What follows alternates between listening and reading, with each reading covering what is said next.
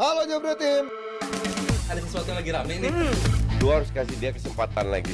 Di atas kertas lo semuanya harusnya menang. Ada bahasan yang paling ditunggu-tunggu. Buat ngebuka segmen ini gue ada pantun nih. Asik. Adanya Bambang namanya Ayu. Cakep. Kalau keluar suka malu-malu. Artinya Ini City atau MU? Kok nggak pernah menang mulu? Ini keadaan yang mungkin nggak pernah terpikirkan oleh fans Man City yang tentunya sangat terkejut dengan 6 pertandingan terakhir masih winless, padahal tadi malam ya sudah unggul 3 gol yang biasanya merupakan skor yang cukup aman untuk bisa mengunci sebuah pertandingan, tapi collapse lagi di 15 menit terakhir di luar karakter, dan sepertinya Pep juga mulai kehilangan Midas touch-nya untuk bisa melakukan turnaround yang sangat cepat karena timnya sudah merespons dengan positif tapi kemudian tidak bisa menutup pertandingan dengan baik. Kalau kita ngelihat pressconnya Arteta lagi, Pep, ada goresan di sini, scratch ya. Kepala, jidatnya banyak scratchnya, itu kan menandakan level stres yang tinggi banget ya dari seorang Arteta yang betul. Pep. Arteta mulu Sayang ya, aduh. Mantan North London forever. Ayo, ya nggak pernah dirasakan oleh Pep sebelumnya. Teritori yang gimana sih lo bisa sampai 6 kali nggak pernah menang, 5 kali kalah lagi beruntun, itu something yang nggak pernah dia bayangkan sebelumnya. Cuman kemarin gue sih kasihan sama Pep karena pemainnya betul-betul kehilangan segalanya sih ketika sudah 3-0, blunder-blunder yang nggak perlu itu yang mereka lakukan, dan setelah ada pergantian pemain justru mereka mencoba untuk tampil, ya mungkin kan weekend dia akan ketemu Liverpool. Wajar ada pergantian seperti itu. Tapi impact dari pergantian itu dan lo harus kebobolan 3 gol itu harusnya nggak bisa diterima sih. Gue ngeliat pemain-pemain muda yang dimunculkan oleh Pep kan seharusnya secara mentality kan mereka tetap punya itu ya. Ini tim yang siapapun yang dimainkan, ya kita lihatlah kemunculan Rico Lewis, kemunculan si Oscar Bob dulu di sisi kanan. Itu kan dari sisi mentality tuh mereka masih pede lah untuk bermain. We're playing for City, jadi mainnya tuh tekniknya ada, mentality-nya ada gitu. Tapi kemarin gue ngeliat tim yang kayaknya kehilangan kepercayaan diri. Mereka tim yang sama sekali ketika kemarin mereka sudah unggul segitu, abis itu udah mulai didekati poinnya, agak nggak berani untuk melakukan tekanan lagi. Balik lagi ke belakang bola, balik lagi ke belakang. Kayak nggak ada kepercayaan nanti kalau gue masuk ada transition, bahaya buat gua. Kayak tim yang ini bukan karakter City gitu. Emang harus lebih dalam sih Pep untuk bisa memperbaiki ini. Dia pikir dengan unggul 3 gol kemarin itu sudah fine-fine aja, kita udah back on track. Harusnya memang seperti itu, tapi kok kita ngeliat City yang bukan City sih kalau gua kemarin tadi malam ya. Terutama dari sisi blunder yang begitu banyak yang mereka lakukan, back pass yang nggak perlu, sebuah sundulan yang begitu mengekspos lini pertahanan mereka yang un-City banget sih dari sisi karakteristik. Apakah ini juga keputusan terburuk City sama kayak ini, memperpanjang Ten Hag? Memperpanjang Pep, dan yang terjadi kan seperti ini kan. Mungkin juga kan dulu kalau kita tarik mundur Sir Alex lompat dari kapal United sebelum karam gitu. Saat yang tepat, dengan dia mungkin juga lihat future yang nggak terlalu bagus gitu. Tapi Pep coba untuk tetap ada di kapal yang sama, tetap memperbaiki karena dia bilang nggak fair kalau gue tinggalin sekarang. Tapi sepertinya juga reaksi pemainnya udah agak beda. Apakah dia terlambat juga untuk melakukan regenerasi? Apakah juga terlalu dini untuk bisa membuat pemain-pemain seperti kita lihat di McAtee misalnya, kemudian juga Pusey yang mungkin belum siap untuk masuk, Rico Lewis yang selalu saja terekspos di lapangan tengah. Jadi banyak kendala di situ. Menurut lo apakah ini sudah tepat City tetap percaya pada Pep, atau justru harusnya mereka kemarin mencari jalan lain karena tentunya squad ini sepertinya sudah ada di penghujung untuk mungkin banyak pemain yang akan keluar di summer nanti ya? Iya, ini situasi yang nggak pernah dihadapi sama Pep Guardiola sebelumnya. Secara rekor di Liga Champions nggak pernah ada tim yang udah unggul sampai menit 75 terus nggak pulang dengan kemenangan. Terus juga Pep Guardiola juga nggak pernah udah unggul 3-0 terus pulang tanpa kemenangan. Jadi ini teritori yang baru tadi kalau kata Mas Herio, ini teritori yang nggak pernah City dan Pep Guardiola hadapi sebelumnya, bahwa dalam winless streak segitu panjang jelas ada sesuatu di dalam situ. Gua sih nggak menarik kesimpulan bahwa ini gara-gara Pep memutuskan untuk perpanjang kontrak, bahwa ya Pep sudah melakukan banyak untuk City jelas. Cuman kalau dianggap bahwa ini adalah in the brink of City bakal makin drop lagi, gue sih nggak melihat itu, bahwa City pernah menghadapi ini bahwa beberapa musim kemarin juga saat Gundogan bilang bahwa kita kehilangan passion, kita kehilangan gairah. Lalu habis itu mereka naik lagi bahwa City memang ada fasenya setiap musim itu di awal musim atau tengah musim dia Struggling, struggling.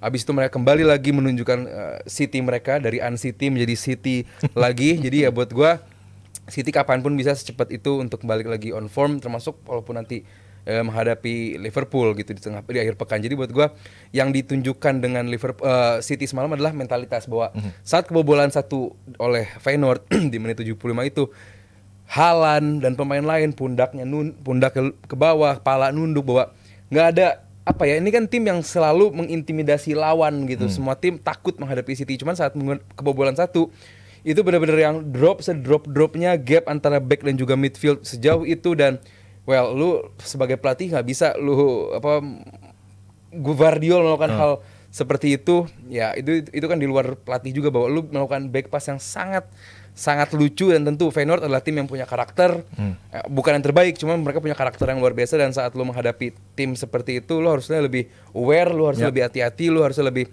efisien dan juga efektif seperti City pada biasanya, bahwa City emang selalu menguasai jalannya laga, terus memberikan tekanan. Cuman gue lihat dari golnya Gundogan bahwa tim ini adalah tim yang sangat gemar passing, cuma nggak ada yang berani melakukan shoot.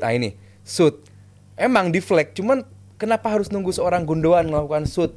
Kenapa pemain-pemain lain nggak ada yang berani nge-shoot? Yes, emang deflect, cuman keberanian, kreativitas dari pemain seperti Gundogan ini yang hilang dari City dalam beberapa waktu terakhir. Jadi bahwa City emang soal passing mereka luar biasa, cuma nggak ada pemain yang berani dan juga mau melakukan sebuah end product. Itu yang hilang dari City dalam beberapa game terakhir. Ini harus diperbaiki oleh City kalau emang mereka pengen kembali lagi ke track winning track. Cuman ya ini masih November, City pun kalaupun emang sejelek itu masih bisa lolos dari fase playoff, walaupun gue yakin City bakal menemukan performanya kembali, termasuk di Liga Champions dan juga di Liga. Jadi buat gue ini hanya masalah waktu. Ya emang, cuman ini bukan hal yang mudah, karena emang lu segitu panjang winless streak, harus ada sesuatu yang dilakukan oleh Pep Guardiola. Dan gue yakin dengan nanti datangnya Hugo Viana dari Sporting tentu akan memberikan sesuatu dari pendapat dan juga insight baru juga, karena ini hal yang nggak mudah bagi Pep, hal yang nggak mudah bagi pemain tentunya, dan hal mudah bagi City dan juga fansnya. Gue yakin ini bukan hal yang pengen dan juga bakal ditemui oleh fans City dalam beberapa musim terakhir. Ya, Pep punya banyak approach yang segar buat City setiap musimnya. Stones masuk ke midfield, Akanji juga sama, Nathan Ake bisa progresif, Gvardiol sekarang menjadi goal scoring defender juga. Position dari Rico Lewis yang bisa multiple positions, Bernardo Silva juga sama gitu kan. Tapi di momen yang bersamaan mereka semua underperforming. Apakah juga ada secara mental dari efek di luar dengan charges yang masih mengambang ini, walaupun mungkin City sudah punya cara untuk bisa mengakalinya, sepertinya juga ada impactnya terhadap para pemain. Dan apa yang terjadi dengan leadership? Ederson menjadi pemain yang harusnya punya experience, tapi sepertinya harus di drop oleh Pep ini untuk next game-nya, karena beberapa error yang berujung dengan gol yang tercetak bagi lawan. Dan kredit bagi Paixão, bagi Feyenoord, bagi Jimenez juga tampil bagus, Hansko bahkan bisa cetak gol dari zona pertahanan. Tapi tentunya City harusnya sudah punya cukup gol untuk bisa meraih kemenangan menghadapi Feyenoord. Iya, kalau gue dulu sempat bilang ya, ketika orang mengatakan bahwa Pep Guardiola adalah pelatih terbaik yang pernah ada di muka bumi, ketika megang Barcelona, mungkin gue setuju kalau dia adalah memang pelatih yang bisa menciptakan sebuah skema yang nggak ada yang bisa ngalahin di era itu. Cuman dulu gue juga menyatakan bahwa dia pelatih yang nggak punya plan B. Dia pelatih yang selalu akan memainkan gaya seperti itu. Siapapun pemainnya, ya kan dia paksakan bermain seperti itu. Ketika something went wrong gitu di Barcelona, dia nggak bisa mengubah atau bisa comeback dengan something yang berbeda. Dia pasti harus menunggu, gue tunggu pemain ini balik, gue tunggu ini dia bisa mengisi posisi ini, dan dia selalu bisa mencari posisi pemain yang bisa menggantikan pemain yang lain dengan begitu baiknya. Lo tadi sebutin Rico Lewis bisa main di mana-mana, Guardiola posisinya berbeda segala macam. Memang dari rotasinya bisa dilakukan oleh Guardiola. Tapi game plan-nya kan sebetulnya nggak pernah berubah. Dia selalu possession, masuk seperti terakhir, menyerang di situ, ada pemain yang berani masuk ke dalam dan melakukan itu. Tapi ketika bertahan, itu berapa kali terekspos kemarin pas lawan si Spurs. itu gue lihat sih dari sistemnya sebetulnya udah nggak berjalan untuk memainkan sepak bola yang dia mau dengan materi yang ada sekarang ya. Nanti kalau misalnya dia bicara Kovacic akan balik di lini tengah, Rodri kan nggak mungkin balik gitu. Cuman Kovacic balik mungkin dia akan bisa melakukan itu. Lalu pemain-pemain lain yang ditunggu balik bisa melakukan itu. Cuman kalau enggak dengan memainkan skema yang sama, gue rasa City akan terus terekspos sih dari sisi permainan ya. Kita ngeliat gimana Kyle Walker di sisi kanan begitu banyak, gampang banget terekspos. Bukan hanya serangannya, maksudnya bukan datang dari sisi itu, tapi datang dari sisi sini.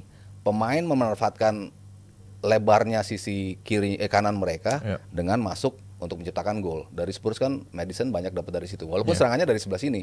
Tapi yang nggak menjaga pemain-pemain di sini itu berapa kali terulang oleh City dan akhirnya mereka bisa kebobolan gol. Jadi gue rasa sistemnya pun dengan materi yang ada sekarang yang masih sehat, gue rasa nggak berjalan sepenuhnya oleh Pep Guardiola, dan gue rasa dia harus menemukan something yang bisa membalikan itu, terutama dari sisi defense. Offense-nya kan kemarin sudah mulai tereparasi ya, mereka bisa mencetak gol, Haaland sudah bisa mencetak 2 double digit gol lagi, tapi kalau kita bicara transition, bicara mereka diserang, itu masih belum diadres sama Pep Guardiola. Jadi selama orang masih bisa melihat itu sebagai kelemahan City, gue rasa City akan sulit ya untuk bounce back. Gue sih pribadi masih setuju sama Aldi. Ya City tetap City, Pep tetap Pep. Mau ketinggalan berapapun mereka bisa kok. Ujung-ujungnya tetap juara gitu. Cuman ya materi yang ada sekarang kok tidak bisa deliver apa yang diminta oleh Guardiola, terutama dari sisi defending. Jadi termasuk kalau pemain nanti di akhir pekan menghadapi Liverpool, kalau timnya nggak berubah, lewat Liverpool. Apa City? Berat. Ya gue sih pengennya City menang ya biar lebih seru ya. Jadi paling nggak comebacknya City itu ya dia momentum yang harusnya mereka bisa ngebuktiin bahwa kita masih in the race. Jadi selisih 5 poin nantinya, comeback setelah nanti lu masuk festive season, lalu masuk ke tahun baru, City akan menjadi City yang dulu lagi gitu. Kita kan belum melihat De Bruyne betul-betul balik kan. Ini malah kita nggak ngelihat perannya dia sama sekali kan di lapangan. Dia mau main dari cadangan kan, dia mau main dari awal. Kita belum lihat peran dia sesungguhnya gitu. Apakah nanti akan balik dengan sentuhannya Guardiola? Sih itu sebetulnya masih gue nantikan sih.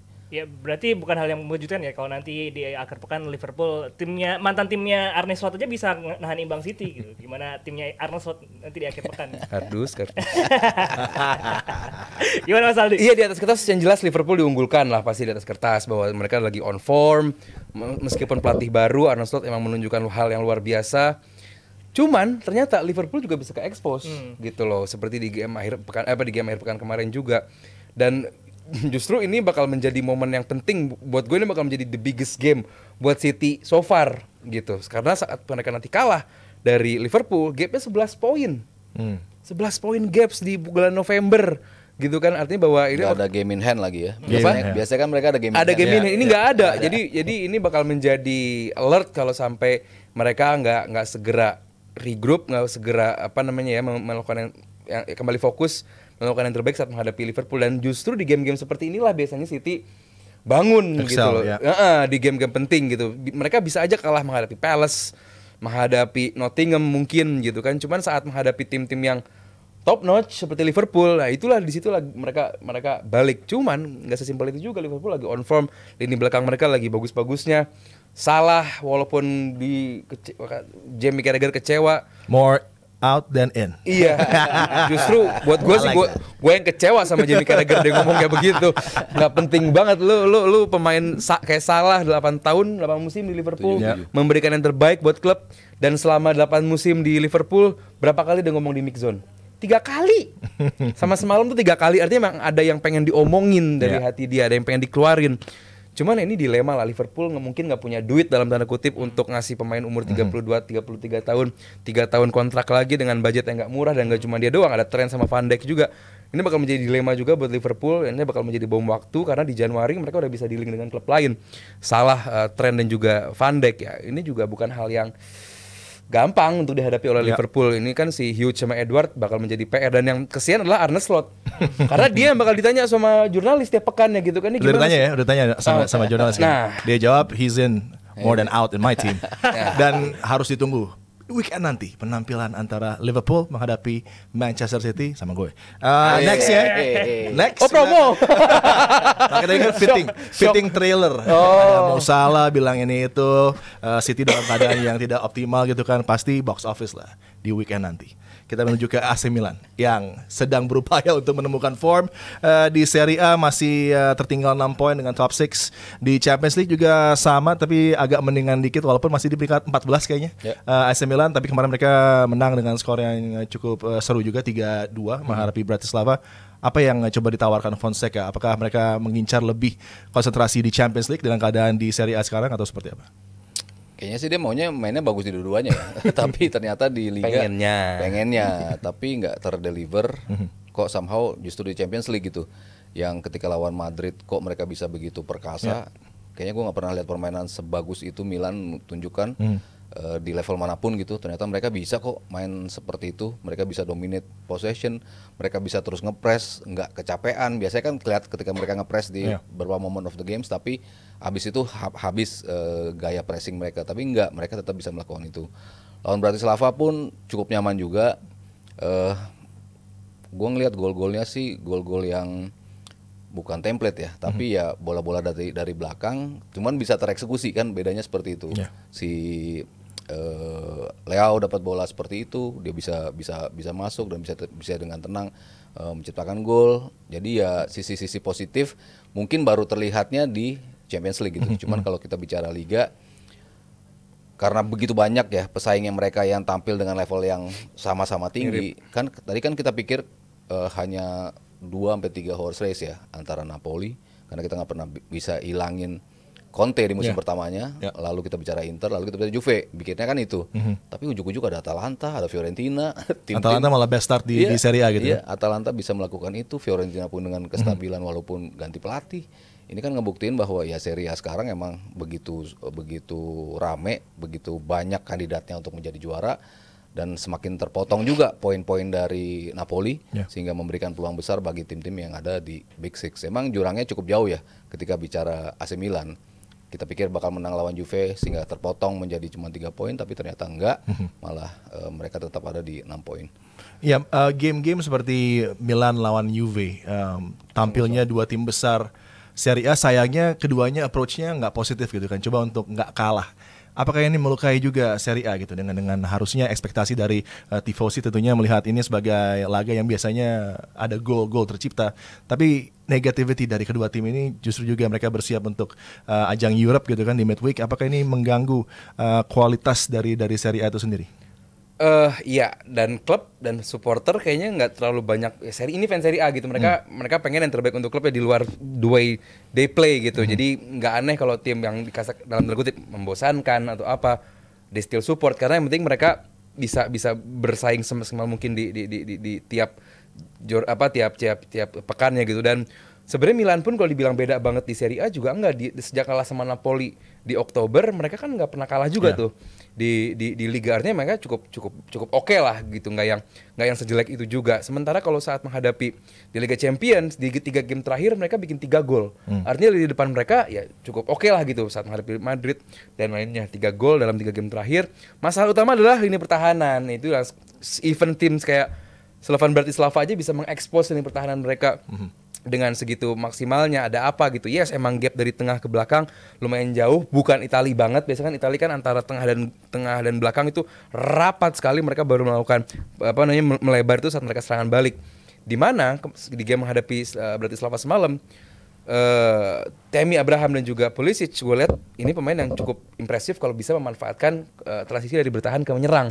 Mereka punya speed, mereka punya visi. Nah ini bisa nggak tiap pekan dikeluarkan? Karena yes, gue setuju juga saat menghadapi Juve lu cuma 0-0, sebenarnya itu kerugian saat Milan punya segitu banyak hal yang bisa ditawarkan di atas lapangan. Cuman kenapa 0-0? Harusnya kan bisa lebih. Yes, cuman nggak semudah itu juga. Juve tetap walaupun dalam kondisi yang kurang kurang impresif, tapi tetap mereka masih salah satu yang terbaik juga di Serie A. Dan tadi kayak Mas Heru bilang bahwa Serie A sekarang makin banyak calon juaranya, makin banyak tim-tim yang bisa bersaing, nggak senyaman saat Napoli beberapa musim kemarin, zamannya Kvaratskhelia dan juga si Osimhen. Sekarang lebih compact, lebih rapat sekali gapnya. Jadi ya buat gue yang dilakukan oleh Milan dengan Fonseca-nya di Serie A dan juga UCL, buat gue udah cukup. Gue yakin Milan juga mengincar tim dari playoff, karena buat gue peringkat 8 untuk direct lolos mungkin sedikit berat.